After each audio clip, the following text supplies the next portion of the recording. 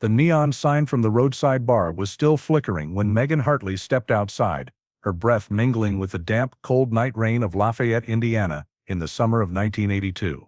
Her red scarf fluttered lightly in the wind, reflecting distant headlights, the last moment anyone saw her alive. By midnight, the road leading back to the dormitory was shrouded in silence, and the next morning, only her car was left behind. Door open, radio still on. That rain had washed away all traces, leaving a town full of bewilderment and a family trapped between hope and despair. 40 years later, when the case file, thought to have been forgotten, was reopened, the secrets buried under the mud of the Wabash River began to surface, revealing a story that no one in the Indiana community could have imagined. In July 1982, Lafayette, a small peaceful town in the state of Indiana, still retained the leisurely charm of America's Midwest.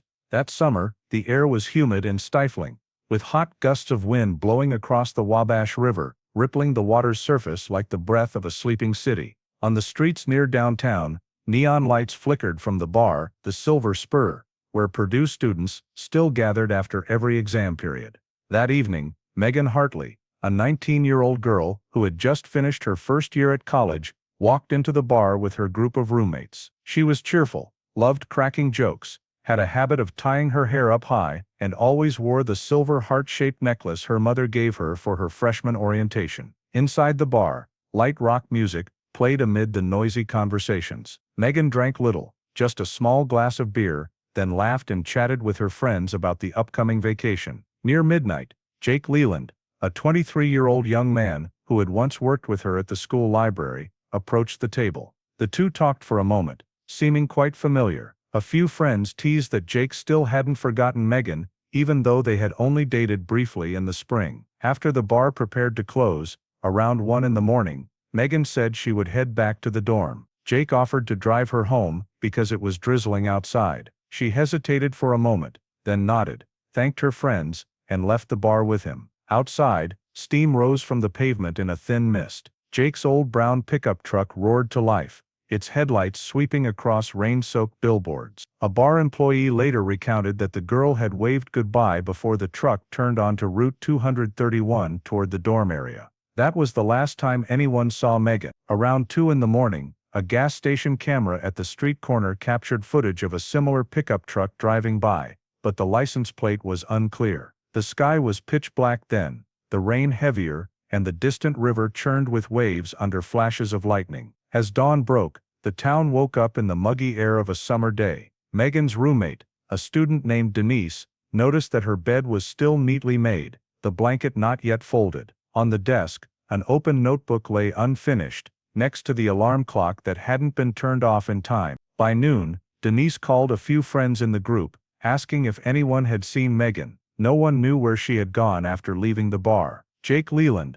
when contacted, said he had dropped her off right at the end of the road before the dorm area, and then gone home. Denise felt something was off. Megan was usually careful, and had never stayed out overnight without letting anyone know. That afternoon, the phone rang in the small house in Terre Haute. Carol Hartley, Megan's mother, was preparing dinner when she heard Denise's trembling voice on the other end of the line. A chill spread through her body as she heard the words, "I don't know where Megan is." Tom Hartley rushed to the car, intending to drive straight to Lafayette, while Carol shakily dialed the sheriff's office. The dispatcher's voice came through steady and distant amid the rain pattering on the porch. She spoke slowly, almost choking. "My daughter has been missing since last night." The call from the Hartley family was transferred to the Lafayette police station around 9 in the morning. The dispatcher noted the information and passed it to Sheriff Bill Merriman, who had just walked into the office with a steaming cup of coffee. He had served this community for more than 20 years and knew most of the town's residents by face. When he heard the name Hartley, he immediately recognized it, the daughter of the couple from Terre Haute, a Purdue freshman who had worked part-time at the city library. Merriman instructed his subordinates to open a missing persons file and begin a preliminary investigation right away. Within minutes, 2 patrol cars were dispatched to the dorm area to verify the report from the victim's mother. In the dorm room, police noted that Megan's belongings were intact. There were no signs of a struggle, the outer door was locked, and the bed hadn't been slept in since the night before. Denise, the roommate, repeated what she had told Megan's mother. She left the bar around 1 in the morning with Jake Leland. He said he would take her home. On the desk, police found her student ID wallet, some cash, and the room key. This led them to believe Megan had no intention of going far. Sheriff Merriman requested a detailed statement from Jake that very morning. By noon that day, Jake was at headquarters. He wore an old shirt, looked exhausted, and answered slowly. Jake recounted that they left the bar in the rain, chatted a bit about the vacation, and then he dropped Megan off at the end of the road, near the dorm around 1:20 a.m. After that, he drove back to his apartment on the south outskirts. I didn't think anything was strange, he said, avoiding Merriman's gaze. When asked if anyone could confirm the time he got home, Jake just shrugged. I live alone. Police took careful notes and instructed him not to leave town until further notice. In the afternoon, a team of officers was sent to check the area around Route 231, where Jake said he had stopped the truck. They found a wet taxi receipt and a fallen hair tie on the ground, and a few hundred meters away was the parking lot of the Silver Spur Bar. There were no notable tire tracks or footprints, because the rain had washed everything away. Merriman ordered photos of the scene, and the evidence sealed, even though it wasn't yet confirmed to belong to anyone. He knew that in early missing persons cases, every small detail could become an important clue. In the late afternoon, local media began reporting. The Journal and Courier ran a small headline, "Purdue student missing after leaving bar, police searching." The news spread quickly across campus. Some students volunteered at the police station to help distribute flyers. Merriman didn't want the case to turn into panic, but he also understood that publicizing information could bring witnesses forward. He ordered a dedicated hotline set up for residents to call in if they spotted Megan. That night, as Lafayette's streets lit up, hastily printed flyers were posted all over downtown, a photo of Megan smiling with her hair tied high, the words "missing since July 23, 1982. At his desk, Merriman stared at the city map, marking the route from the bar to the dorm with a red pen. The distance was just over 2 miles, not far enough for a girl to vanish completely in a rainy night without anyone seeing her. In Terre Haute, the Hartley home phone rang non-stop. They received calls from friends, from people claiming to have seen someone resembling Megan, from reporters. Carol sat quietly by the window, her eyes fixed on her daughter's photo on the shelf. Tom, the father, spoke little, only occasionally repeating, "Everything will come to light." In his mind, the image of Megan climbing into the pickup truck replayed like a blurry film frame. As night fell, he picked up the phone to call Merriman again, asking about the investigation's progress. On the other end, the sheriff's voice was slow. "We'll find your daughter, but prepare for a long search." The next morning, as the first sunlight hit the Wabash River's surface, Lafayette was no longer the quiet town it usually was. Police patrol cars lined both sides of the main street, and newly printed banners were strung up on Purdue's bulletin boards calling on residents to join the search for Megan Hartley. News of the missing girl had spread throughout the community. Sheriff Bill Merriman, after an emergency meeting with city officials, officially launched a 3-day large-scale search campaign. He knew that in missing persons cases, every passing hour was a lost opportunity. More than 300 people, from students, professors, to volunteer workers, gathered at the university parking lot, chosen as the starting point. Police divided the search areas into grids on the map, north to the Riverbank Woods, west extending to Bridge 18, east to the new residential neighborhood. A team of professional divers from the State Police Department was on site, preparing rubber boats and diving gear to scour the riverbed. A K-9 unit was brought in from Indianapolis, their noses sniffing carefully at Megan's items from the dorm room: a sweater, a pair of sneakers, a small scarf. The search began at 8 in the morning. Across the dew-wet fields, lines of people stretched out, moving slowly, eyes scanning the ground closely. Police used sirens to coordinate groups, while jeeps carrying water and food were stationed along the routes. From the riverbank, the sounds of boat motors and short shouts echoed, bouncing off the water like urgent commands. By noon, as temperatures rose, everyone took a break, but no one left. Many residents brought food and drinks to distribute to the search teams. In their eyes, Megan's disappearance was no longer just one family's matter, but had become the town's shared obsession. On the second day, Merriman expanded the scope to the highways connecting Lafayette to Kokomo and Crawfordsville. Several new witnesses were interviewed, including a truck driver who said he had seen a brown pickup truck stop near the gas station on Route 231 around 2 in the morning. He remembered it because the headlights shone straight into his rearview mirror, blinding him. However, the license plate was caked in mud and unreadable. Police rechecked the station's security cameras, but the footage was blurry, showing only the truck's shadow passing in the rain.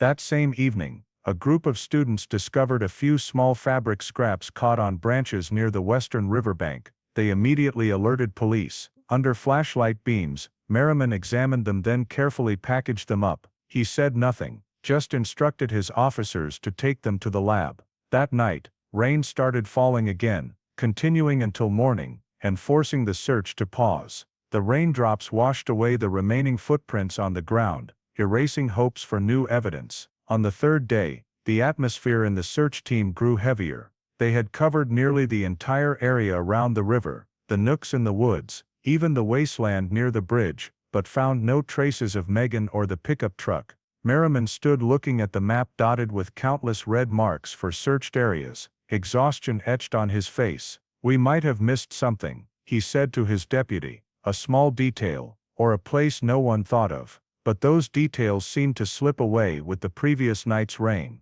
That afternoon, Merriman personally called the Hartley family to inform them that the search was temporarily halting to reassess strategy. On the other end, Carol was silent for a long time. When she finally spoke, her voice nearly broke. "You told me you wouldn't give up, right?" Merriman replied softly, "We won't give up, we just need time to find another direction." After the call, he stood in his office looking out the window as the sky began to pour rain again. Outside, the flyers posted all over town were gradually torn loose by the wind, Megan's image blurring in long streaks of water, as if she herself were dissolving into the summer downpour. A week after the search campaign paused, Lafayette was still shrouded in a somber atmosphere. Posters with Megan's image were still plastered all over the stores, but they had begun to fade under the sun. The townsfolk still mentioned her in church meetings, at the barber shop, or in the morning coffee shop, each with their own theory. Some believed she had been kidnapped by someone, others thought Megan might have left on her own, wanting to escape a cramped life. Sheriff Merriman tried to keep things under control, but he knew full well that the community's suspicion was gradually shifting toward Jake Leland, the last person to see the girl alive. On the 12th day since her disappearance, a call to the police station brought the first glimmer of hope. A woman in Kokomo, about 60 miles from Lafayette, claimed to have seen a girl identical to Megan at a gas station off Highway 31. According to her, the girl looked tired, with her hair tied up high, wearing a light-colored shirt, and asking for directions to Indianapolis. Merriman immediately sent 2 officers to verify. They showed Megan's photo to the gas station employees, who all said she looks like her. A crude surveillance camera captured a blurry image of the woman, about Megan's age, similar build. The whole town buzzed. The press reported victim may still be alive. The Hartley family, after nearly 2 weeks of living in anxiety, smiled for the first time. Carol hugged her daughter's photo, telling her husband, "Our girl might be finding her way back." However, that fragile hope quickly crumbled. 2 days later, Kokomo police identified the girl in the video, another Ball State student named Mary Holloway, who bore an uncanny resemblance to Megan. When asked, Mary was surprised and said she had never been to Lafayette. Merriman had to call the Hartley family himself to report the results. On the other end of the line, Carol just went silent. From behind, Tom took the phone and said softly, "Thanks for trying." The call ended, leaving the small house in Terre Haute with a suffocating emptiness. In the meantime, suspicion toward Jake grew stronger. The local press put his name on the front page, even without evidence to charge him. Townsfolk avoided him on the street. Jake still maintained his innocence, but the prying looks made him hardly dare to go out. Merriman knew pushing someone into a corner, just because of public opinion, was dangerous, but political and media pressure made it impossible for him to ignore. He interrogated Jake again, rechecking his alibi for the time from 1:20 to 2 a.m. on the night Megan vanished. Jake stuck to his story. "I dropped her off at the end of the street, then went home to sleep. I don't know what happened." With no new evidence, the police had to release him. August dragged on heavily. The case began to be called "The Girl by the Wabash River," Every time a new rumor surfaced, people flocked to the police station, only to leave disappointed. Some reported hearing a truck in the middle of the night, near bridge number 18, others said they saw lights in the woods along the river. All were noted, but led nowhere. Merriman still diligently read every report, every note, hoping to find something he or his team had overlooked. At the end of the month, sitting in his empty office, he looked out the window and saw the rain falling again. Streetlights cast a glow on the wet pavement, reflecting like the night the girl disappeared. He understood that long-term missing persons cases often quietly sank away, swallowed by time, leaving only a few lines in the papers. But deep down, Merriman hadn't accepted that yet. He wrote a single line in the duty log: "No evidence doesn't mean no truth." In Terre Haute, Carol still left the porch light on every night. Sometimes, she heard a car pass on the road and would suddenly stand up, heart pounding, only to realize it was just another stranger, and the darkness still swallowed her daughter's name as it swallowed every last remnant of hope. Early September, as temperatures gradually dropped and mornings grew thicker with fog, Lafayette began returning to its normal rhythm. News about Megan appeared less and less in the papers, but for Merriman, the case was never closed. He still had patrols regularly along the riverbank area, where witnesses said they had seen car lights on the night she vanished. One morning, before the sun was up, a local man named Richard Cole, a longtime fisherman, called the police station. He said he had just found an item that might belong to the missing girl, caught on a branch on the west bank of the Wabash River. Merriman immediately went to the scene with 2 officers. The river in the early morning was cold and still, mist shrouding the water's surface. Cole led them along a weed-choked path, pointing to a bare branch clutching a piece of dark red fabric. Merriman put on gloves and carefully removed it. It was a thin wool scarf, caked in mud and river trash. He immediately recalled the description in Carol Hartley's statement: "The red scarf Megan often wore to school." Merriman placed it in an evidence bag, his eyes hardening. After weeks without a lid, this might be the only thing left from that night. Back at the station, he sent the scarf to the state lab. In 1982, testing capabilities were limited. They could only determine gender from hairs or clear bloodstains, but the scarf had only faint smudges, not enough for analysis. The report came back simply: no conclusive results. Merriman folded the file, feeling deflated, but still ordering the evidence sealed. He knew that if he didn't keep it, one day there would be nothing left to verify. When he brought a photocopy of the red scarf to the Hartley family, Carol took it with trembling hands. She recognized the small pattern on the edge of the fabric, the exact kind she had bought at the local store 2 years earlier. She asked if the police believed Megan had been there. Merriman was silent for a moment, then said, "I can't confirm it yet, but I believe she passed through that place." The half-answer made her burst into tears, half in belief, half in fear. In the weeks that followed, Merriman still had patrols along the riverbank, but found nothing more. As the leaves began turning yellow, the town sank back into quiet. The press stopped mentioning Megan's name, leaving only the thickening file in the sheriff's cabinet. In it, the photo of the red scarf was clipped to the first page, below a line he had written himself: "Only evidence, unverified." In Terre Haute, Carol framed her daughter's photo and a copy of the scarf in glass, placing it on a small altar by the window. Every night she looked north, where the Wabash flowed through Lafayette, and whispered as if calling, "If you're out there somewhere, Mom's still waiting."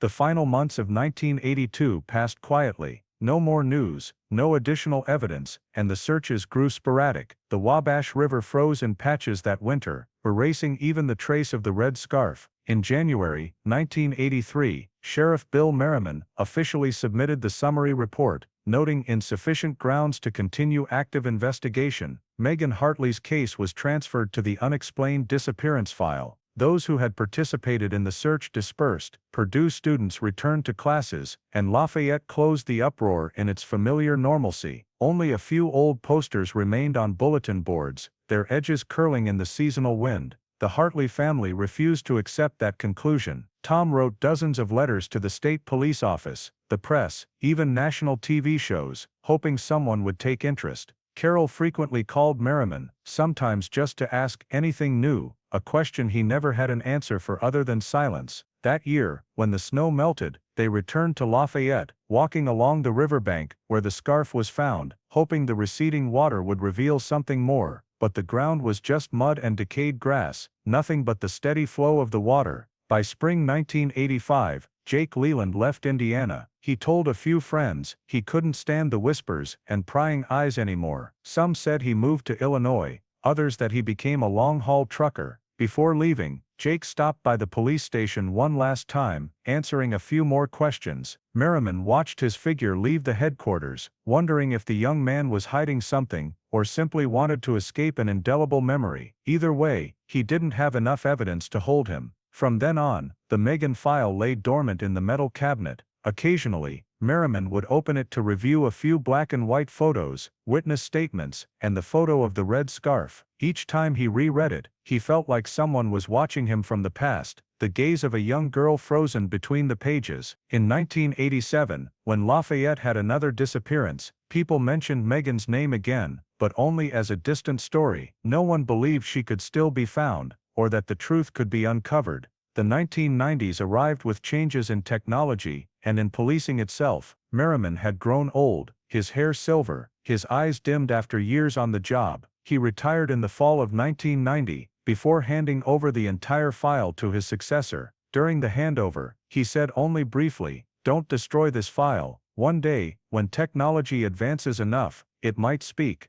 The young officer took the thick stack of documents, nodding without fully grasping the weight of the advice. After retiring, Merriman left Lafayette, moving to live with his wife in the Evansville suburbs. Though out of the force, he still followed the news, clipping articles that mentioned Megan's case. Every year, on the day she vanished, he sent a small card to the Hartley home just to say, "I still remember." In Terre Haute, Carol and Tom lived in the old house, walls covered in their daughter's photos. On the altar, the glass frame held the faded red scarf, alongside a candle that burned all night. Carol became quieter, spending her time writing in a journal, and keeping the habit of turning on the porch light every evening. By the end of that decade, the Megan Hartley case was officially moved to the Indiana Police Department's cold case category. No one mentioned it anymore, no budget to reopen it. In the file cabinet, the document with case number 82 LF074 lay still among hundreds of other cases, only inventoried periodically each year. One winter afternoon, the young officer in charge of the archives paused to read a few lines from Merriman's old report. He muttered, "The girl by the Wabash River," then folded it back, placed it in the third drawer, and locked it tight. Time passed, and Lafayette continued to change. Old roads were repaved, the Silver Spur Diner closed, and turned into a convenience store. New generations of students didn't know that right where they passed every day, a girl had once vanished without a trace. Only the Wabash kept flowing, freezing in winter, thawing in spring, carrying secrets no one knew. And somewhere, in the cold cabinet of the police station, the Megan Hartley case still lay there, silent,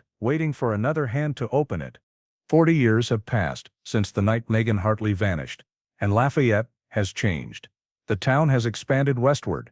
Highway 231 has become a bustling thoroughfare, and the Wabash River still flows quietly, silently, like memories that never quite sleep.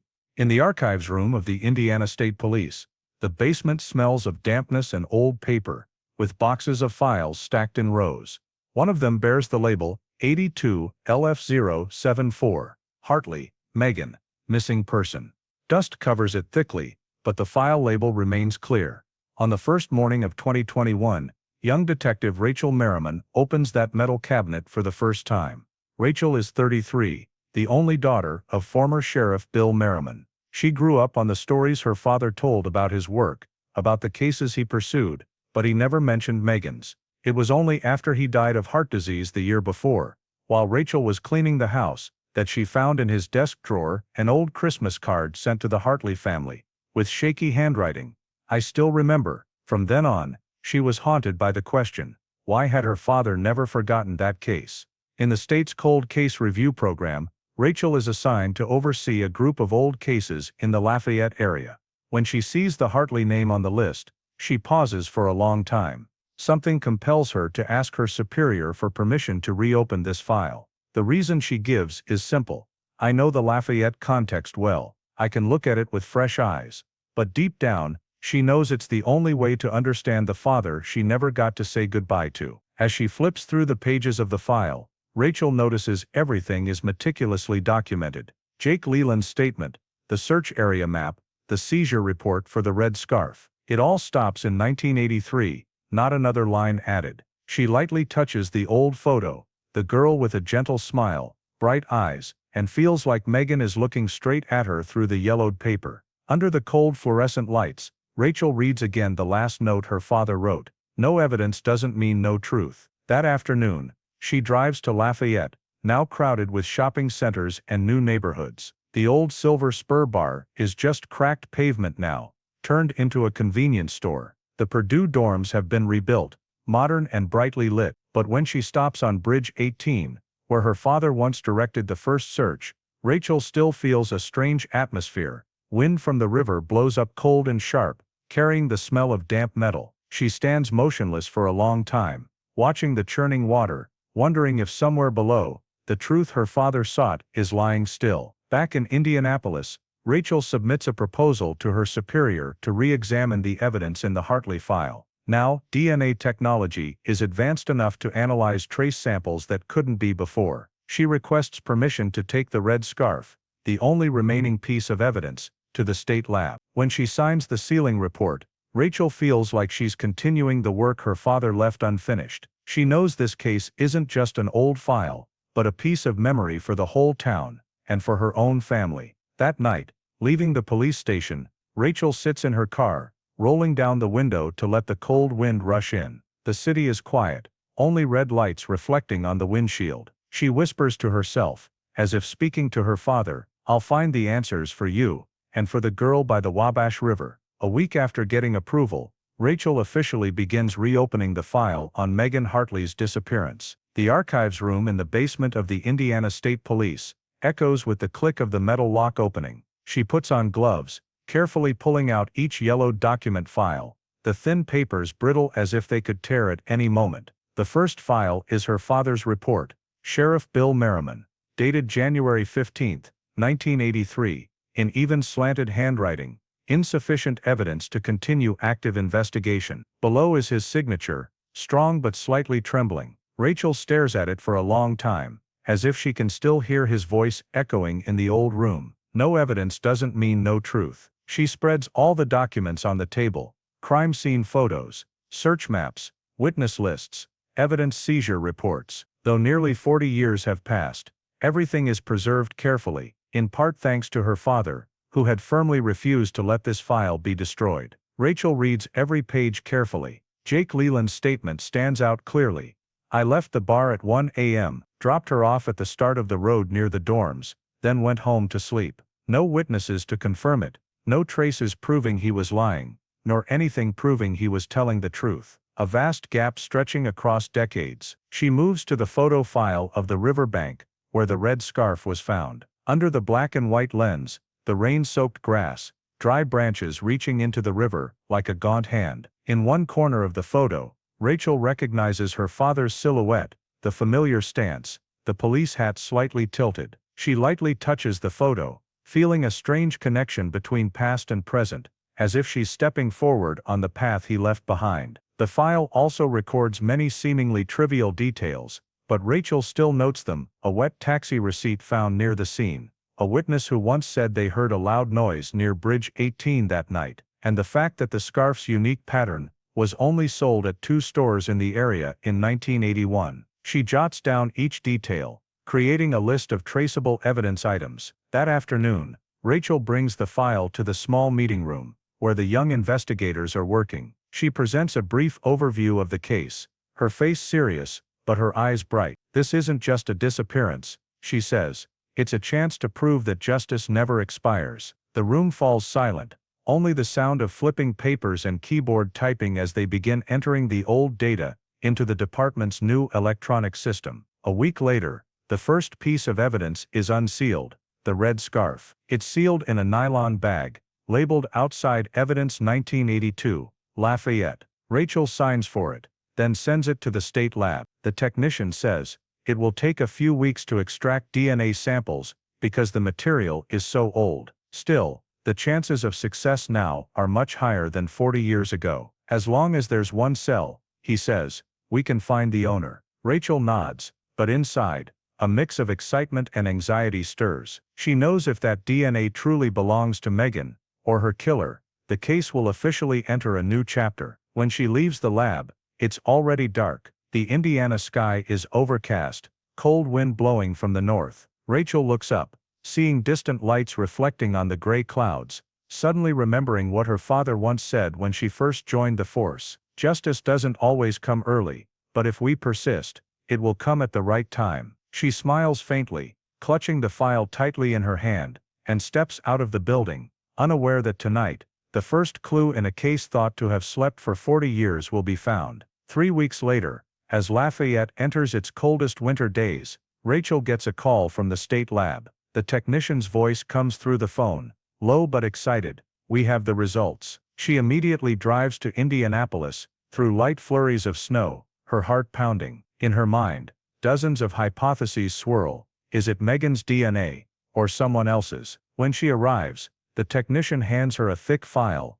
cover stamped Case 82 LF074, Hartley evidence result. He looks at her, saying slowly, "We found 2 DNA samples, one female, one male." Rachel takes a deep breath, flipping through the pages. The female DNA matches the genetic profile, stored from hair on Megan's brush, that her family submitted in 1983. The male sample, though no match in the state database, is enough to create a separate genetic profile. "We've entered it into CODIS," the technician says, "and there's a match." Rachel looks at him, eyes wide. "Who is it?" He replies, "A man named Raymond Cole, arrested in 1986 for assault, then went missing." The name makes Rachel freeze. She searches her memory. Cole, that surname appeared in the original file. It takes her a moment to recall. Richard Cole, the fisherman who reported to police when he found the scarf by the Wabash River. The original investigation file never mentioned him having relatives with the same last name. Rachel opens her laptop, quickly checks old residency data, and realizes Raymond is Richard's nephew, who lived in Lafayette in the early 1980s. He had a prior record for fighting, left town right after Megan's disappearance, then was arrested in Ohio a few years later, for attacking a woman. After prison, he vanished from civil records in 1989. Rachel grips the file tightly, feeling everything suddenly link up like a broken chain of links. She sends a request to expand the investigation, tracing Raymond Cole's records through the federal system. 2 days later, the FBI report confirms he died in 2003 in Missouri, in a car accident, with no relatives claiming the body. His DNA had been stored in the system in 1997, when arrested for assault in Kansas, and that data matched the sample on the red scarf. This news stuns the entire investigation team. Rachel sits silently in the meeting room, staring at the enlarged photo of the scarf on the screen. He had touched it, perhaps in the moment of attacking Megan, or trying to hide something. Though Raymond Cole has been dead for nearly 2 decades, the truth he left behind still lives, and that's exactly what her father once believed. "No evidence doesn't mean no truth," Rachel whispers, her voice choking. That evening, she drives to Bridge 18, where the riverbank is still under a thin layer of ice. Wind whistles through the steel railings, carrying the smell of cold iron. Rachel stands there for a long time, looking down at the dark Wabash. Now, she has the first piece, a man who once lived in Lafayette, with a history of violence, and now his name is tied to the case's only piece of evidence. She doesn't know what else he hid, but she knows one thing for sure: Megan Hartley's case will no longer be a cold case. As the snow begins to fall heavily, Rachel returns to her car, turning on the headlights piercing through the night, a feeling rising in her heart that's both heavy and bright, as if justice, after 40 years, is slowly awakening. After receiving the DNA results matching Raymond Cole, Rachel began reviewing all the old residence records of the Cole family in Lafayette. The land records showed that in 1981, Richard Cole, the fisherman who had reported to the police when he found the red scarf, had owned a small plot of land on the edge of the forest, right along the south bank of the Wabash River, less than a mile from Bridge 18. On it was a wooden shack used to store fishing gear and occasionally for his grandson Raymond to crash. This record had been overlooked in the initial investigation because at the time, the police had only focused on searching along the west bank where the scarf was discovered. Rachel looked at the old map, a strong intuition rising in her heart. Maybe that place was the key that no one had recognized for the past 40 years. She obtained a search warrant for the property, and one morning in early February, her investigative team and the state forensics unit set out. The road leading into the forest had been nearly swallowed by nature, covered in dry leaves and broken branches. The shack appeared amid the bare trees, with rotting wood and a rusted tin roof. The private property, "Keep Out" sign was so faded it was barely legible. Rachel stepped out of the car, taking a deep breath, the scent of dampness and rust seeping into the air. Beside her, the forensics technician prepared his camera and sampling tools. They pried open the door and stepped inside. It was dark and cold, with only flashlight beams sweeping through thick layers of dust. A rotting wooden table lay tilted, still holding a few old beer cans, a broken lighter, and newspapers from 1982. Rachel crouched down, picking up a yellowed grease-stained scrap of paper, skimming the line Lafayette Journal and Courier, July 25, 1982. It was the issue that carried the story of Megan Hartley's disappearance. She gripped the paper tightly, her heart pounding. Why had Raymond kept this article in a shack deep in the woods? As the forensics team continued searching, they discovered a loose wooden floorboard. Rachel signaled to stop, then carefully lifted the board. Beneath it was a hole in the dirt, about half a meter deep, containing an old rusted tin box that still had its lid intact. She slipped on gloves and opened it. Inside, along with a few coins, was a silver heart-shaped necklace with a small cloudy gemstone. Rachel froze. That was the chain Megan was wearing in her case file photo. A chill ran through her entire body. She called over the technician, ordering the item sealed and the whole area scanned with a metal detector. In the next 2 hours, the forensics team collected more small items, scraps of fabric, a shirt button, and a few bone fragments scattered in the damp soil behind the shack. Rachel stood still, watching the numbered evidence bags lined up, feeling like time had stopped. Everything, the scarf, the DNA, the newspaper, and now the necklace, was connecting, leading her back to a July night in 1982. That afternoon, back at headquarters, Rachel reported the findings to her superiors. In the meeting room, no one spoke as she placed the silver necklace on the table.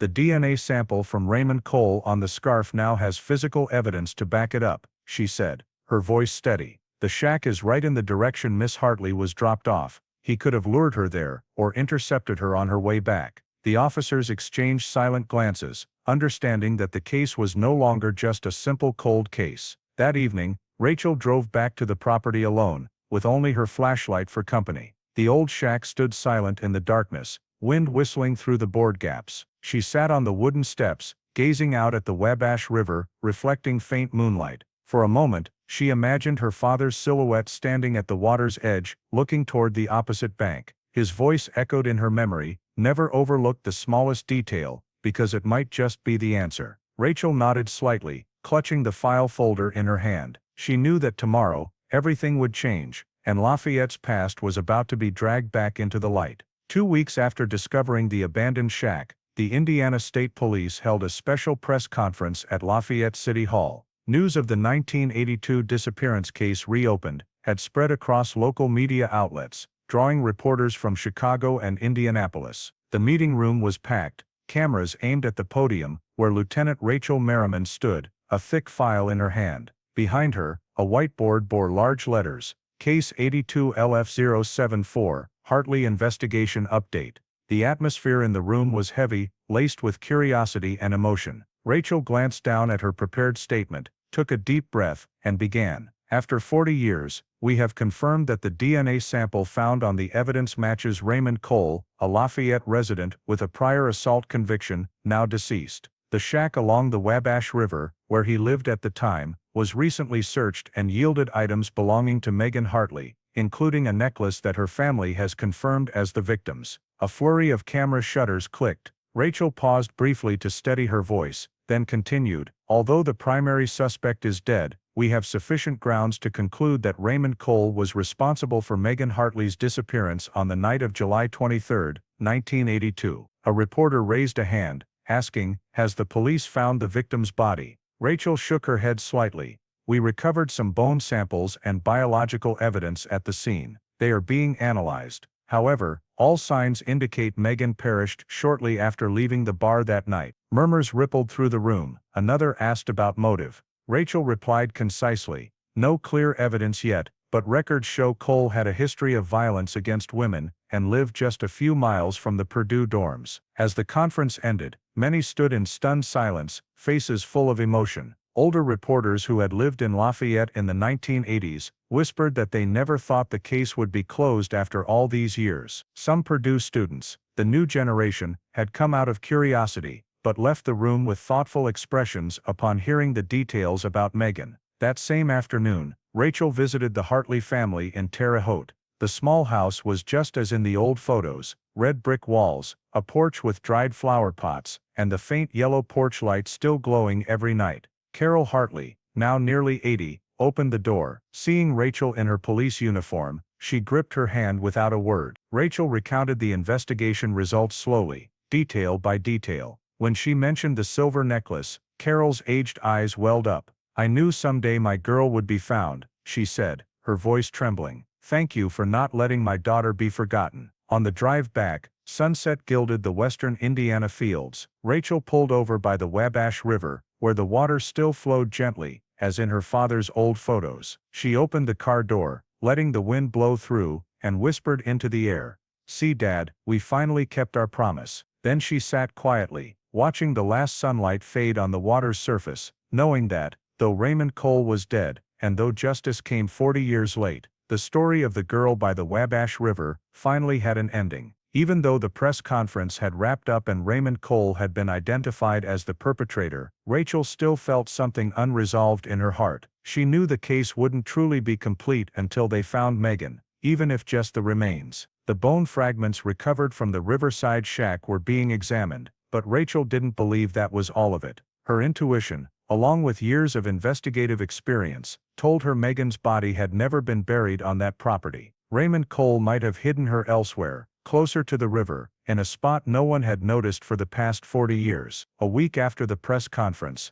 Rachel returned to Lafayette. Early March brought a chill, with the Wabash River's surface still skimmed by thin ice. She and the state forensics team launched the final search operation, Operation Wabash Return. They targeted the downstream area, where geological maps showed the river had shifted course in the early 1980s. That stretch lay deep in the woods, nearly 2 miles from Bridge 18, now overgrown with reeds and weeds. That morning, the search team of more than 20 set out. Metal detectors, ground-penetrating radar, GPR and 2 cadaver dogs were brought in. Rachel led the way, her boots sinking into the cold mud. The sun hadn't risen high yet, mist rising from the river in a hazy veil, casting a pale gray over everything. She scanned the surroundings, trying to picture the path Megan might have taken that night, leaving the bar, pouring rain, headlights glaring on the wet road, and a car pulling up. By noon, as the radar scanned a low-lying spot near the water's edge, the technician shouted,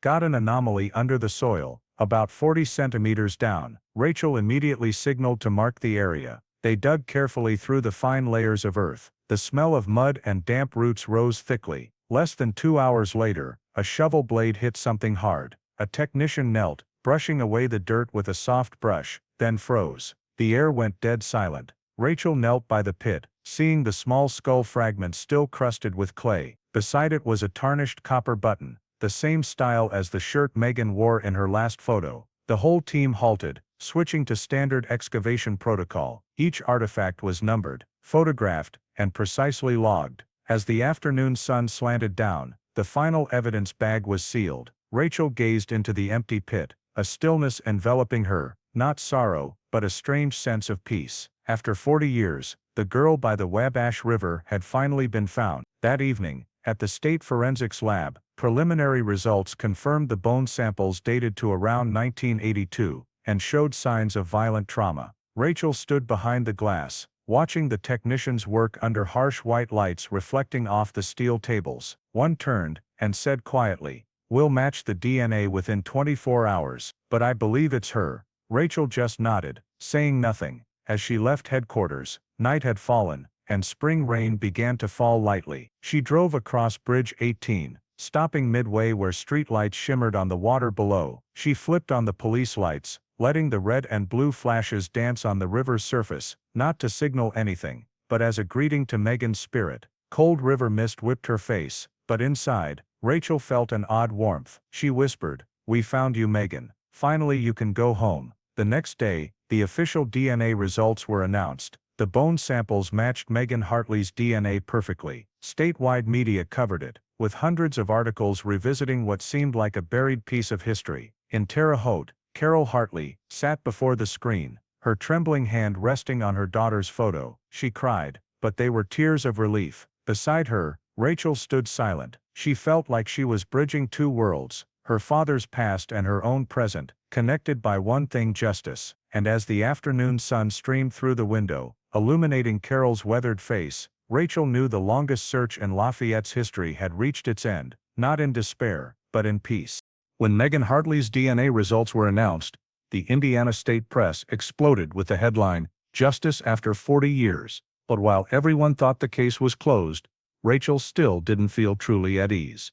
There was something in the old witness statements that bothered her, especially a blurry name in the 1982 interrogation transcript: Martha Lewis, a witness near the scene with an incomplete statement. This girl was only 18 at the time, working at a gas station near Bridge 18, the last person besides Jake Leland to see Megan alive. The record showed that just a few weeks after being interrogated, Martha left Lafayette and never returned. Rachel decided to track her down. After nearly a month of searching, she discovered Martha now lived in Bloomington, a nearly 2-hour drive from Lafayette. When Rachel knocked on the door of the small house at the end of the quiet street, a woman in her 50s opened it, with graying hair and cautious eyes. "Are you Martha Lewis? I'm Lieutenant Rachel Merriman, from the Indiana State Police. I'd like to ask you about a summer night in 1982. Martha stood still for a few seconds, then nodded lightly.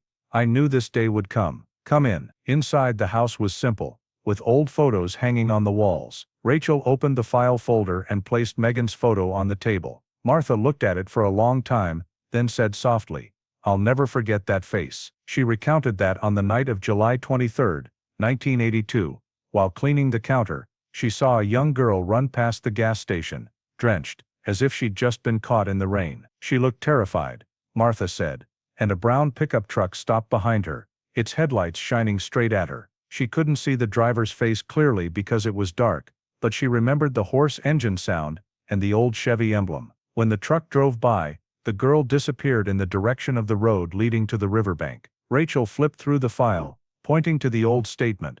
"At the time you said you didn't see anything unusual, right?" Martha bowed her head. "I lied. I was scared. I knew Raymond Cole. He'd come to the gas station always looking for excuses to talk. I didn't dare get involved because he was violent, and my dad told me to keep quiet if I didn't want trouble." Her voice choked up. "After the papers reported the girl missing, I knew he was involved. But back then I was just a kid, and no one wanted to hear me out." Those words sent a chill down Rachel's spine. The final piece had fallen into place. A witness who had seen both Megan and the killer's truck on the same night. She asked, "Do you remember anything else, even a small detail?" Martha closed her eyes, trying to recall. "Yes, I remember the smell, gasoline and rust. I heard the truck door slam, then someone shout, very briefly, followed by silence. Just a few seconds, but I can still hear it in my head to this day." Rachel nodded in thanks. Before leaving, Martha took her hand. "I've carried that guilt for 40 years, afraid my silence kept her from being found. Thank you for coming back." Rachel replied, "No one deserves to live in that kind of fear. The truth is finally out." On the drive back to Lafayette, spring winds blew through the fields, the young corn stalks swaying like a hazy green sea. Rachel rolled down the window, letting the cool air flood in. There was a strange feeling in her heart, both relief and pain. Now everything fit together: the scarf, the shack, the necklace chain, Raymond Cole's DNA, and finally the sole surviving witness to confirm that fateful night. As she crossed Bridge 18, the Wabash River sparkled in the sunset below, and Rachel whispered, "Now her path is clear." But deep down she knew there was one last thing to do: bring Megan Hartley back to where she belonged. After the meeting with witness Martha Lewis wrapped up, Rachel returned to the Lafayette headquarters with a new list scribbled hastily in her notebook. Find Raymond Cole's relatives, especially Harold Cole. The name Harold appeared sporadically in the old files, mentioned briefly in Richard Cole's statement, the fisherman who found the red scarf in 1982. He'd said, "Occasionally, Harold, Raymond's brother, would come to the shack to fish and help me fix the roof." After Raymond's death, the records noted no immediate family remaining, but Rachel doubted that. If Harold was still alive, he might hold memories or secrets the whole town had forgotten. She started by checking civil records, and found an old address in southern Illinois. Harold Cole was born in 1956, had served in the Air Force, then worked as an industrial machine repairman. The record showed he'd once been investigated for illegal weapons possession, but wasn't charged. However, from 1998 onward, there was no data at all, as if he'd vanished from the system. Rachel contacted the Veterans Affairs Office, then the IRS, and finally got a small lead: a man named Harold C. Cole, living in the suburbs of Evansville, Indiana, registered under an alias. She drove to Evansville on a gloomy morning. The town sat along the Ohio River, its quiet weathered streets reminiscent of Lafayette 40 years earlier. Harold lived in a small wooden house, with a repair shop, closed sign hanging on the front porch. When Rachel knocked, a man in his 60s appeared, with silver beard and wary eyes. "Are you Harold Cole?" "No, you've got the wrong guy." Rachel flashed her badge, her voice calm. "I'm Lieutenant Merriman. I'm re-investigating the 1982 case involving your brother, Raymond Cole." That name made Harold freeze. He sank into a chair, trembling slightly, then said, "I knew this day would come." He explained that after Raymond was arrested in 1986, and then disappeared, the family fell apart. Their father died of a heart attack, and he left Lafayette, not wanting to hear his brother's name again. "Raymond always had issues," Harold said. "He was hot-tempered, impulsive, and into drugs. I tried to talk him out of it, but he wouldn't listen. The night Megan went missing, he came home very late, clothes covered in mud, saying his truck got stuck near the river. I didn't ask, because I was scared. The next morning, he was gone. It wasn't until years later that I learned that girl had vanished the same night." Harold's voice was low, full of guilt. "If I'd spoken up then, maybe she'd have been found sooner." Rachel went silent. His account matched the entire investigation timeline. Raymond returning to the shack that very night, possibly to dispose of evidence. She asked more about the riverbank spot Raymond had mentioned. Harold pointed to an old map on the wall. "Right here, near the bend in the Wabash, where there's a new park now. Back then it was nothing but open land." Before leaving, Harold said, "I don't want forgiveness, just for that girl to rest in peace." Rachel replied, "Now she can come home." As she headed to her car, he called after her, "Thanks for not giving up, like your dad." Those words made Rachel turn back, their eyes meeting, a silent acknowledgement that justice, even when late, could still redeem souls haunted by silence. After the meeting with Harold Cole, Rachel returned to Lafayette in a heavy mood. She knew the case was closed legally, but Harold's account opened a new possibility: that Raymond hadn't acted alone. In the original files, there was a detail few had noticed: a second set of tire tracks imprinted in the dirt near the shack, from a vehicle type that didn't match Raymond's pickup. Her father's Merriman had once noted in red pen in the margin, "Possible accomplice." Rachel read that line dozens of times that night, until she realized a terrifying truth: someone else might have helped Raymond cover up the crime, and that person was still alive. The next day, she immediately called an emergency meeting with the investigative team. The new evidence, including Harold's statement, and soil samples extracted from the area where Megan was buried, all showed signs of two different shoe sizes, one small, one large. "Can't be the same person," the forensics expert confirmed. Rachel ordered a full review of everyone who lived in the area, back in 1982, along with tracking down anyone connected to Raymond Cole. In the list that came up, one name caught her eye: Eddie Barnes, Raymond's old best friend, with a prior record for drug trafficking, living near the Purdue dorms at the time Megan disappeared. Eddie had vanished from Lafayette by the late 1980s, but civil records showed he'd been arrested by Gary City Police just 2 months ago for illegal weapons possession. Rachel contacted the local jail right away, requesting he be held for re-interrogation in the Hartley case. She and 2 investigators headed out immediately. When she faced him through the interrogation room glass, Rachel saw a man around 60, with evasive eyes and tattoo-covered hands. "You knew Raymond Cole, right?" "I don't know anybody," he rasped. Rachel placed photos of the riverside shack and the red scarf in front of him. Eddie glanced at them, his lips trembling slightly. "We've got a statement from Harold. He says Raymond didn't come to the shack alone that night. You drove the second vehicle, didn't you?" Eddie stayed silent. Rachel looked straight into his eyes. "If you cooperate, I can recommend a reduced sentence. But if your DNA matches the sample on the new evidence, you'll be facing first-degree murder charges." The room was dead silent. only the hum of the recording machine buzzing. After a moment, Eddie dropped his head, his voice thick and hoarse.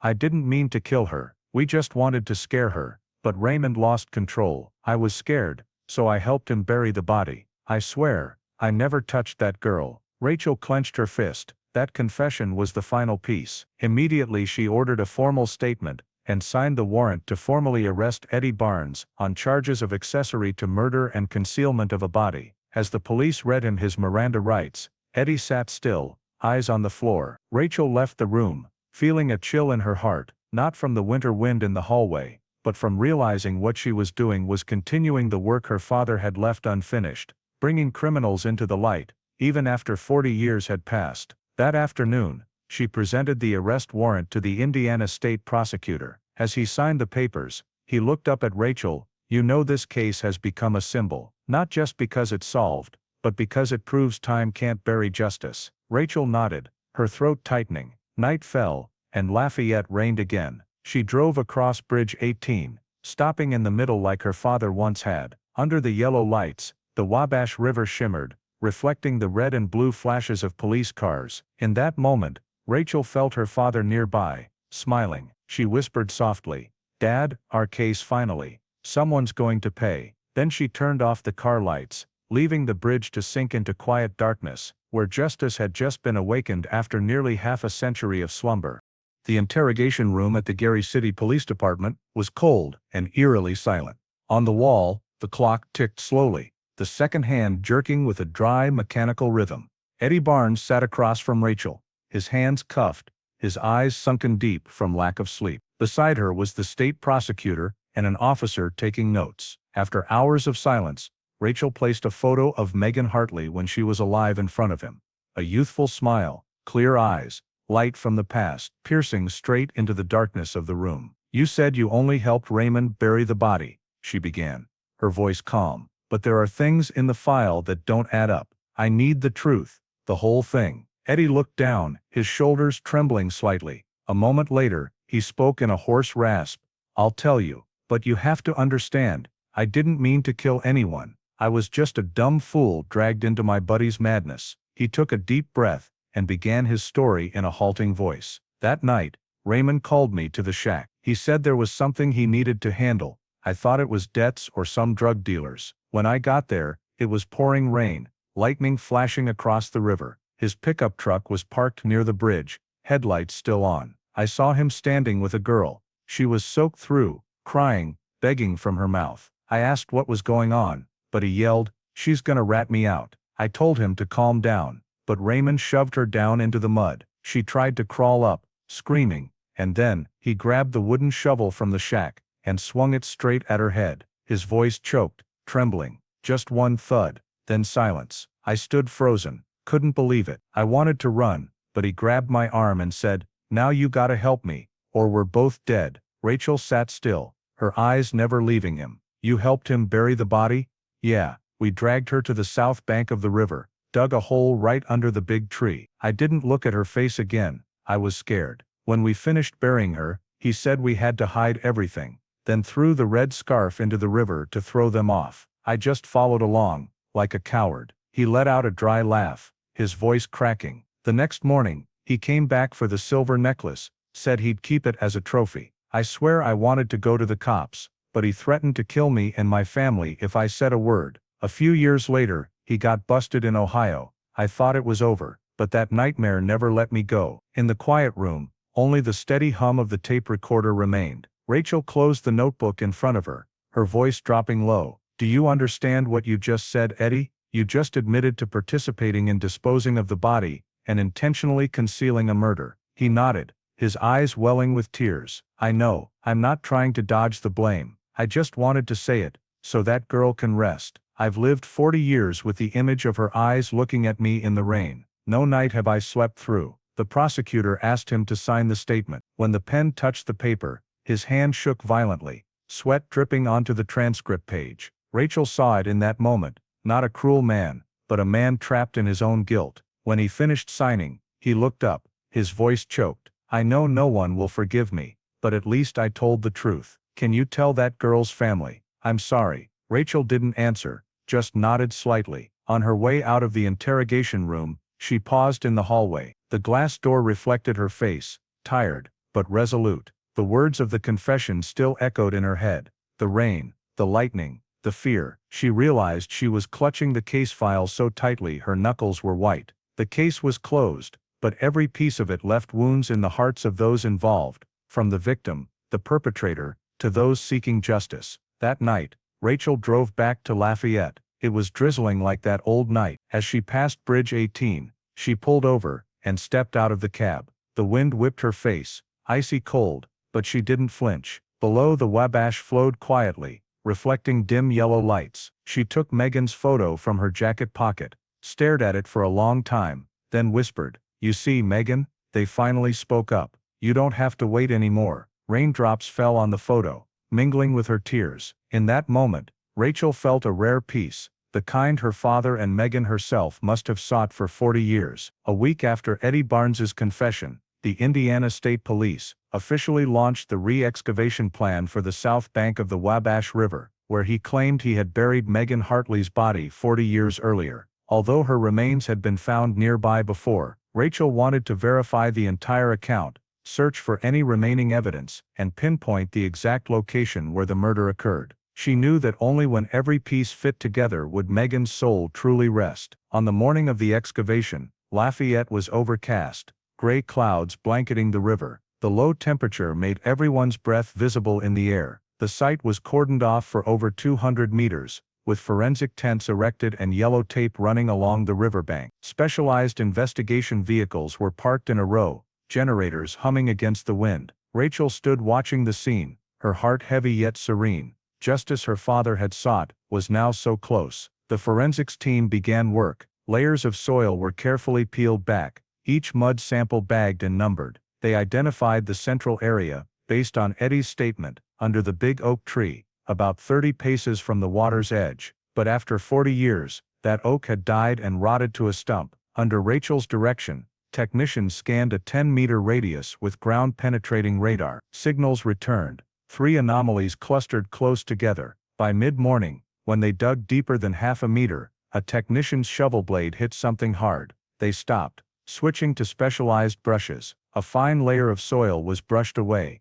revealing a rotted leather pouch. Rachel knelt down. Gently opening it, inside was a metal lighter engraved with initials RC, along with a rusted folding knife. The forensics technician immediately photographed and sealed the evidence. RC, Raymond Cole. All final doubts were confirmed. As they dug deeper, they found a few small bone fragments, not human. On-site analysis showed they were animal bones, likely buried along with them to mislead. Rachel looked at those bone pieces, shuddering. Raymond had once tried to cover his crime by staging a fake scene. Eddie hadn't lied. He had truly helped his friend dispose of the body. Everything matched the confession perfectly. In the afternoon, it began to rain. Fine droplets beaded on police hats, soaking into the muddy ground. Rachel stepped back, watching the entire excavation site covered with a white tarp. Beneath that tarp was Lafayette's past, her father's past, and the wordless disappearance of a young girl. "Let them finish the rest,"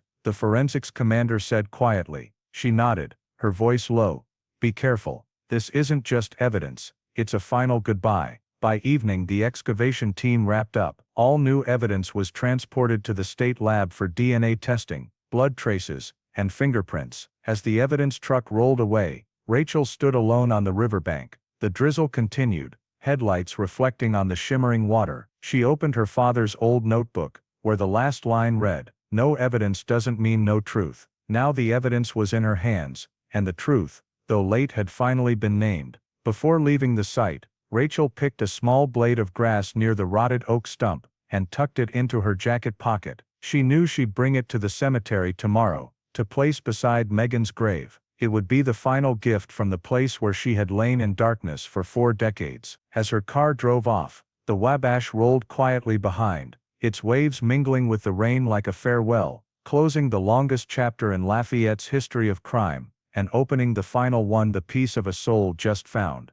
News of the Wabash riverbank excavation spread quickly across Lafayette and surrounding areas. Local papers ran photos of Rachel Merriman, standing by the site in her soaked uniform. Under the bold headline, "Megan Hartley Case, Truth unearthed after 40 years. Residents who had lived in Lafayette in the early 1980s read the news with mixed emotions: shock, emotion, then silence. For them, the young girl's disappearance had been a shadow over the town for decades, and now, with the truth revealed, relief mixed with regret washed over them. St. Mary's Church, where a prayer vigil for Megan had been held in 1983, was packed the next morning. Elderly folks with silver hair sat in the front rows, heads bowed in prayer, while the younger generation, who knew the case only from parents' stories, came to lay white flowers by the memorial altar. On the wooden plaque, a new inscription read, "Megan Hartley 1963-1982, now you have returned." Father Anderson,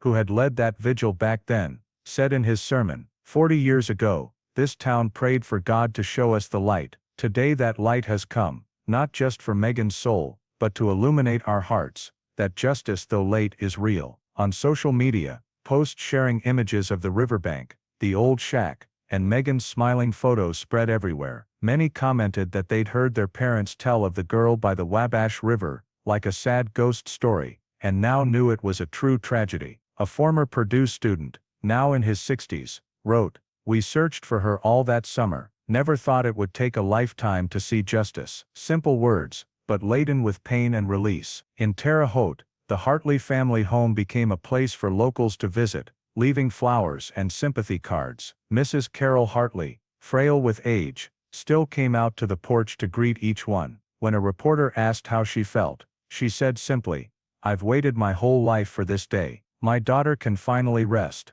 and so can I." Beside her, Rachel stood silent, holding the elderly woman's hand like a thread connecting two generations, one who had lost faith, and one who had brought it back. That evening, at Lafayette's Central Square, residents held an impromptu candlelight vigil. Hundreds of candle flames glowed brightly, reflecting on the gentle Wabash waters. Rachel stood in the crowd, a light breeze lifting her hair in the flickering light. A young woman approached, whispering, "I didn't know that girl, but I have a daughter her age. Thank you for giving all us mothers here faith that justice still exists." Rachel smiled, saying nothing, just gazing at the river, where the candlelight shimmered like 1,000 stars. That night, Lafayette was strangely quiet. No more rumors, no more ghosts in the collective memory, just the steady flow of the river water, carrying the peaceful breath the town had lost long ago. Somewhere, in the memories of all who had ever lived here, Megan Hartley's name was no longer tied to an unsolved case, but became a symbol of perseverance, of love and faith that never faded. And as Rachel left the square, she looked back one last time. Lafayette, after 40 years, could finally sleep in peace. After the candlelight vigil, Rachel drove back to Terre Haute to reunite with the Hartley family. The red brick house, nestled quietly on the serene street, surrounded by ancient oaks that had shed nearly all their leaves. The familiar wooden door swung open, and Mrs. Carol Hartley greeted her with a weary, gentle smile. Inside the house, Megan's photo frame still sat on the small wooden table, next to a half-burned white candle. The light from the flame flickered across the elderly mother's face, highlighting the deep wrinkles etched by years of waiting. "You're here," she said, her voice trembling. "I knew she wouldn't let this case fade away." Rachel sat down in the chair opposite, unable to hide her emotion. She pulled a small blade of grass from her jacket pocket, picked up at the excavation site, and placed it gently in front of Megan's photo. "I brought this from the banks of the Wabash River," she said, "where she lay for 40 years. Now she's finally come home." Mrs. Carol lightly touched the blade of grass, her eyes welling up. Back in the day, the girl loved sitting by the river, saying the sound of the water made her feel peaceful. Maybe now she's hearing it again. On the wall, the old family photos remained, Megan at her high school graduation, beaming smile under the mortarboard, Megan sitting next to her father at a birthday party, and a black and white photo of the three of them by the Wabash River in the summer of 1980. The father, Mr. Tom Hartley, had passed away more than 10 years ago. But Mrs. Carroll said that before he died, he always kept the old flashlight he'd used in the search for his daughter. He said he wouldn't turn it off until he saw her come back, she recounted. "I think somewhere he's smiling now." When Rachel asked how she wanted the funeral arranged, Carol replied softly, "Nothing big, just a small one at the family cemetery. She's suffered enough. I just want my daughter to rest in peace, with no one touching her name in files anymore." Her voice was hoarse but firm. Rachel nodded, promising to personally handle the transfer of the remains and ensure all remaining evidence was sealed according to regulations. No one will hurt her again, she said. That afternoon, Rachel stayed for a meal with her. The small kitchen still carried the warm scent of tea and apple pie, a fragrance that reminded her of family dinners from her own memories with her father. The two women, from different generations but sharing the same wound, loss and waiting, sat across from each other, quietly sharing long silences. Carol recounted that many years ago, there was a night she dreamed of Megan standing outside the door, rain-soaked, smiling and saying, "I'm not cold, Mom, don't worry." When she woke up, she always believed her daughter was still out there somewhere, amid the winds and waters of Lafayette. "Now I know, she really never went far," she said, taking Rachel's hand. Before leaving, Rachel paused at the door, looking at the nearly spent candle. "Do you want me to light another one?"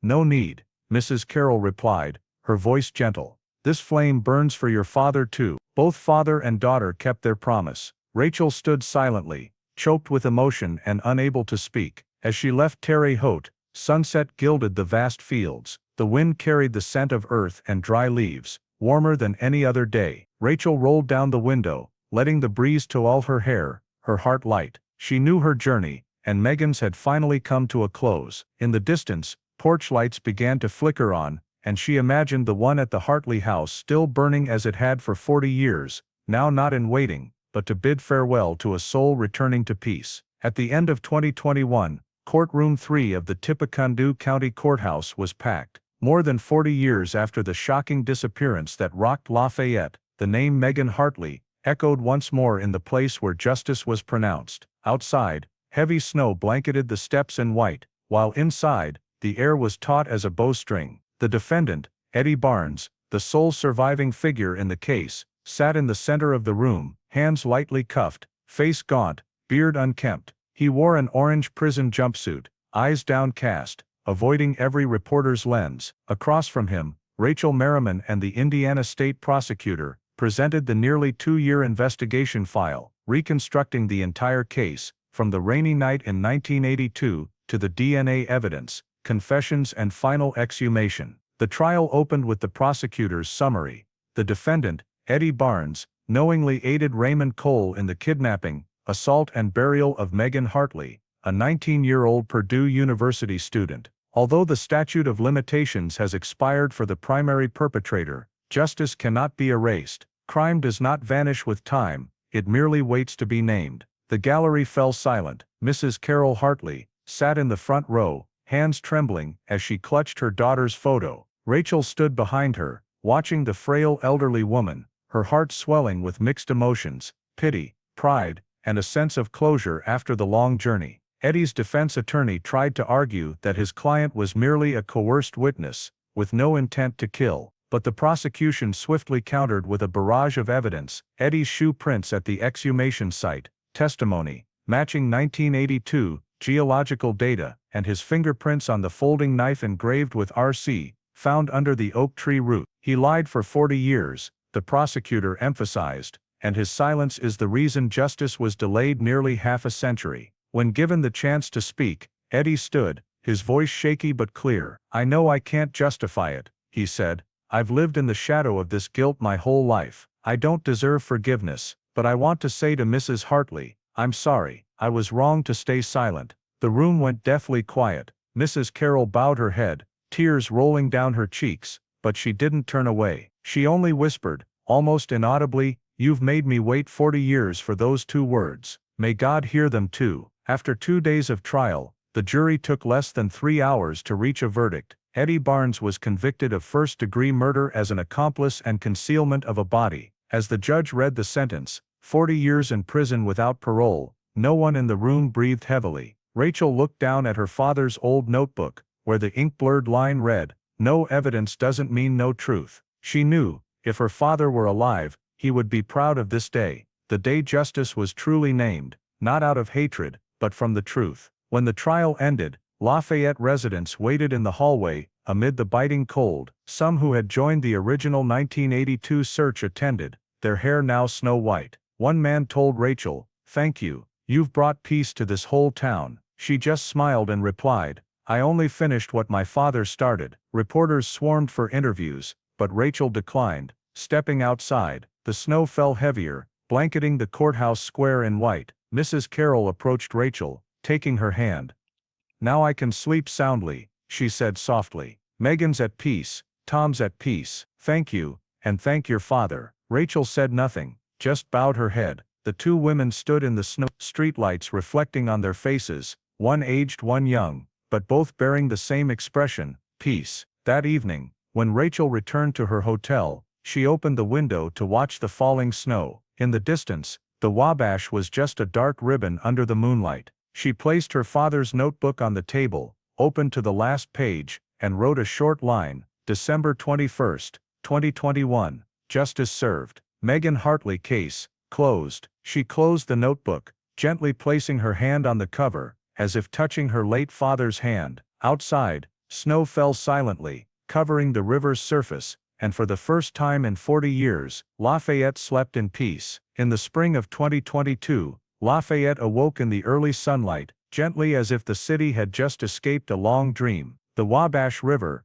after a frozen winter, flowed sparkling again under the sky. At the small cemetery, on the south hill of town, a new grave had just been completed, a simple stone marker engraved Megan Hartley, 1963, 1982, finally, you've come home. The funeral was quiet, attended only by a few family members, old friends, and the detectives who had worked the case. Rachel stood beside Mrs. Carroll Hartley, wind blowing through the fields of purple flowers, the scent of warm earth and incense mingling. As the casket was lowered, Mrs. Carroll gently placed a white lily on the lid, whispering, "Mom kept her promise, daughter, now rest." The ceremony ended, and everyone quietly departed, leaving only Rachel behind. She stood before the grave for a long time, holding her father's old notebook in her hand. A light breeze flipped open the final page, the trembling faded line from years past. "No evidence doesn't mean no truth." She placed the notebook beside the headstone,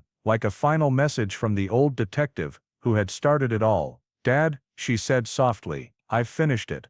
Both of us." From then on, the Megan Hartley case became a story taught in Indiana State Police training courses, as a symbol of perseverance and humanity. The press called it the Wabash Promise, the promise by the Wabash, that justice may come late, but it never fades. Rachel received an invitation to speak at Purdue University, right where Megan had studied. On stage, she didn't talk about herself, but about a mother who kept the porch light on for 40 years, a father who refused to close the file, and a young woman forgotten but who ultimately reminded the whole city of its own compassion. At the end, she looked up at the screen projecting Megan's photo, smiling in the soft afternoon light. "This isn't just a victory for law enforcement, it's a victory for memory, because when we don't forget, evil never wins." After the event, Rachel drove away from Lafayette. She went slowly over Bridge 18, the site that once witnessed horror, and later became a symbol of rebirth. Below the bridge, the Wabash sparkled in the sunlight, small waves whispering something. She stopped the car mid-bridge, stepped out, and closed her eyes for a deep breath. The wind caressed, the water lapping against the piers blending into a melody of peace. In that moment, she felt as if she heard her father's voice softly by her ear. "Well done, Rachel." Before leaving, she pulled a small dried blade of grass from her jacket pocket, the one she'd picked at the excavation site, and released it into the river. It floated away gently, twirling with the current, carrying the golden sunlight. "Goodbye, Megan," she whispered. "Now you're truly free." Then she returned to the car, started the engine, and headed toward the long straight highway, leading out of town. Behind her, Lafayette shrank in the rearview mirror, a town once shrouded in darkness, now radiant in the morning light. And somewhere, amid the Wabash's waves, the story of Megan Hartley continued to flow, like a reminder that truth may sleep, but it will always find its way back to the light. From the story of Megan Hartley, we see a chain of choices and efforts very American in terms of perseverance, technology, and community. Things that are still useful for life today. The words of former Sheriff Bill Merriman, "No evidence doesn't mean no truth," guided his daughter Rachel, 4 decades later, to reopen the cold case, using trace DNA on the red scarf, entering CODIS, then launching the Operation Wabash Return campaign to find the victim. Practical lesson in everyday life. Pay attention to those small details. last message, route home, license plate, gas receipt, because it was precisely the wet receipt scrap, the silver necklace, the shack by the Wabash, that created the turning point. At school and work, learn safe go, arrive, return habits, share location, call safe ride, go in groups, especially when leaving a bar for the dorm area, like Megan. If you see something unusual like Martha at the gas station in 1982, call 911. Submit an anonymous tip. Silence out of fear has prolonged the pain. For the community, the candlelight vigil at St. Mary's reminds us how to support victims' families. Don't speculate, listen, provide useful information to the police, raise funds for DNA testing to avoid backlogs. For law enforcement and citizens, transparency and persistent record-keeping, like not destroying 82 LF074, help justice come late. But right, school local boards can fund GPR, digital investigation training, and witness support programs, so that Marthas dare to speak up. And with the popular true crime consumption culture in the United States, remember that behind every headline, like Indiana 1982, cold case solved, arrest shocks community, is a person, a family in Terre Haute, who kept the porch light on for 40 years. Respect, perseverance, and timely action are the best way to turn memory into justice. Thank you all for joining us on this journey to uncover the truth, after 40 years of slumber, by the Wabash River, where justice has finally spoken for Megan Hartley. Hit subscribe to the channel to continue accompanying us in other cold case stories, where the past is still waiting to be illuminated by the light of truth.